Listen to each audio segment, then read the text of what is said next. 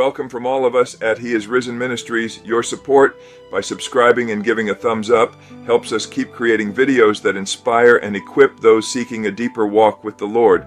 I'm really glad you're here today. Let's slow things down for a moment. Take a breath. This isn't a lecture, it's a conversation. Today I want to talk with you about origins, about beginnings, about where everything came from, the universe, life, you. And I want to do it in simple, everyday language. No lab coats, no pressure, just clear thinking, honest questions, and hope. Before we get started, I want you to know that much of what we'll cover today builds on topics from earlier videos. Your questions and comments have shown me that some of these areas deserve a deeper look, so we're going to expand on them a bit more. With that in mind, let's begin. Most of us have heard two big explanations for how everything began. One says everything came from nothing, no mind, no plan, no purpose, just chance plus time. The other says there was a beginning because there was a beginner, a mind behind matter, a will behind existence, a creator who spoke and things came into being. The Bible opens with a bold statement. In the beginning, God created the heavens and the earth. Genesis 1:1. No warm-up, no apology, no footnotes, just a claim. Now let's be honest, both views require faith. That might surprise some people. But it's true, naturalism says everything we see today came from non-living matter organizing itself without guidance into galaxies, planets, chemistry, biology, consciousness, and morality. That's not something anyone observed. That's not something anyone repeated in a lab. It's a belief about the unobservable past.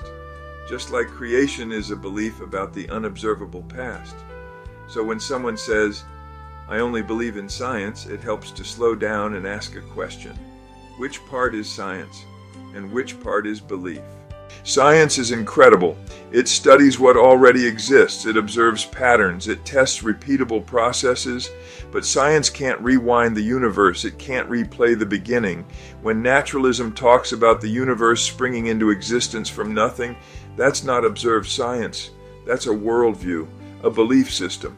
In that sense, naturalism functions like a religion. It makes claims about ultimate origins. It answers big why questions. It just does so without God. Now think about your phone, the one you probably checked before clicking this video. Imagine someone tells you that your phone happened by accident, that metals, glass, software, and hardware assembled themselves over time. No designer, no engineer, no intention. You'd smile because you know better. Complex information always points to intelligence. Code doesn't write itself.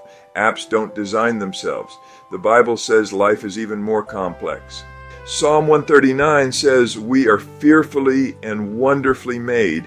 DNA isn't random scribbles, it's information, instructions, like a language written with 4 chemical letters, and instructions always point to a mind. Now let's zoom out even further. Before life, before planets, before stars, let's talk about the beginning of the universe itself. Most scientists agree the universe had a beginning, often called the Big Bang. What doesn't always get talked about is how incredibly precise that beginning had to be. Because if the Big Bang were undirected, just raw energy exploding without guidance, then even the tiniest mistake would have ruined everything. If the expansion of the universe had been slightly faster, matter would have flown apart too quickly. No stars, no galaxies, no planets. If it had been slightly slower, gravity would have pulled everything back in. The universe would have collapsed on itself. Either way, no life. The strength of gravity. The balance between fundamental forces, the initial expansion rate. These values had to be set within an unbelievably narrow range. Not close enough, not pretty good, perfectly tuned. Think of it like setting the volume on a speaker, not between 1 and 10, but between 1 and a trillion. And if you're off by a hair, the sound either disappears or blows the system apart. That's the level of precision we're talking about. And this precision didn't happen later. It had to be there at the very beginning. Before stars existed, before chemistry existed, before life had a chance. So when someone says the universe just happened, the follow-up question is simple. How did it happen so perfectly? Now let's come back to life itself. Even if we accept the most generous naturalistic timeline, the Earth is said to be about 4.54 billion years old. That sounds like a lot of time, almost unimaginable. But here's the question that rarely gets asked. Is time enough? Naturalism depends on a trial and error process, chemicals bumping into each other again and again and again, until somehow the simplest life form appears, but the odds matter. When researchers look at the probability of even the simplest functional protein forming by chance, the numbers become staggering. One commonly cited estimate, often called Hoyle's calculation, puts the odds at roughly 1 in 10 to the power of 40,000. That number is so big it barely fits in your head. So let's make it real. Take all the grains of sand on all the beaches of the world, every last one. Now imagine you write each grain's number on a ticket and put them in a giant container. If you close your eyes and draw one specific pre-chosen ticket, your odds are about 1 in 10 to the power of 19.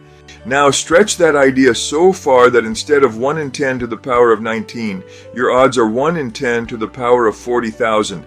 That's not just worse odds than picking the right grain of sand on Earth. It's worse than picking the right grain of sand from a stack of sand universes so huge that our language and imagination simply can't keep up. It can't happen. Not in billions of years, not ever. So when someone says, given enough time, chance can do anything, this is where that idea breaks down. Time doesn't fix impossible odds. Chance doesn't create information. No one has ever observed life coming from non-life. Never. Every experiment starts with life already present. So the belief that life emerged without guidance isn't an observed scientific conclusion. It's faith in chance. The Bible offers a different explanation. God spoke life into existence. God breathed life. That doesn't shut down science. It explains why science works. If the universe was created by a rational God, then laws make sense. Order makes sense. Consistency makes sense. Now some people ask, okay, but who made God? That question assumes God is part of creation. He's not. Everything that begins to exist has a cause. The universe began to exist. So the universe has a cause. That cause must be outside space, time, and matter. That description fits God, not chance.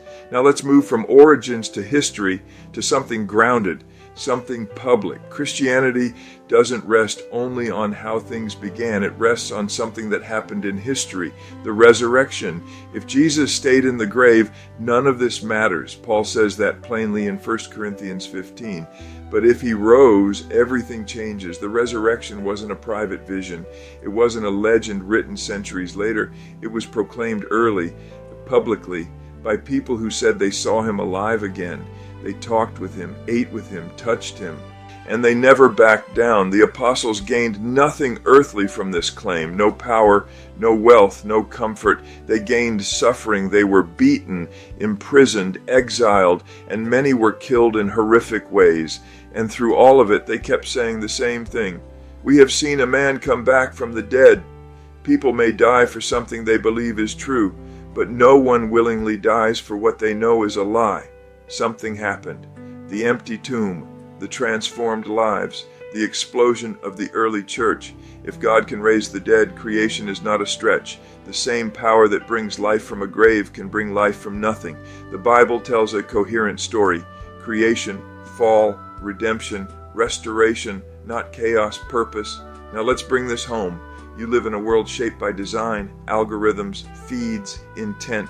Your For You page isn't random, your playlist isn't accidental, and yet we're told the universe is, that you are. But your heart knows better. Ecclesiastes says God has set eternity in the human heart. We ask big questions because we were made for big answers. Even Job asked them, why? How long? What's the point? God didn't crush him for asking. God revealed himself. Naturalism offers explanations without meaning. The Bible offers meaning with explanation. This isn't about winning arguments. It's about truth and hope. If everything is accidental, love is chemistry. Justice is opinion. Suffering is pointless. But if God created, love matters. Justice matters. Suffering is not the end. And the resurrection says death doesn't get the last word. Here's the challenge. Don't settle for smaller answers than your questions. You don't have to turn off your brain to believe. Faith and reason are not enemies. Ask, seek, knock. And here's the encouragement. You are not an accident. You are not random. You are known. The same God who spoke the universe into existence stepped into it, loved it, redeemed it, and he invites you into that story. Before I close, I want to emphasize the significant difference between empirical science and historical science. Empirical or observational science draws its conclusions from direct observation, measurement, and repeatable experimentation. Fields such as mathematics, chemistry, and physics fit this category. Historical science, on the other hand, is built on the assumption that the present is the key to the past. Geology is the clearest example. The challenge is that interpretations of past events must be constructed from the assumptions and conjectures of the scientists doing the investigation. In an earlier video, I traced the roots of uniformitarianism back to the 18th century geologist James Hutton. Because radiometric dating requires the assumption that all conditions have remained constant, Hutton rejected the idea of a global flood and proposed instead that the geological features we see today were formed by small amounts of water acting over vast ages. Many geologists of his time abandoned the young Earth view and followed Hutton's reasoning. However, the eruption of Mount St. Helens in 1980 dealt a major blow to uniformitarian thinking. Geological formations that would typically be dated as millions of years old formed in a single afternoon. For those who want to explore this topic further, feel free to check out the videos on our YouTube channel. As we close for today, reflect, not just on how things began, but why you're here, and who is calling your name. If you want to dig deeper into the odds and the universe's precision we covered today, check out our video featuring my debate with the AI Grok. Got a question you'd like us to explore in a future video? Drop it in the comments below. We'd love to hear from you. For now, rest in the knowledge that the one who loved you first has already prepared a place for you in his eternal family, and may his voice ring clearly and powerfully this very day.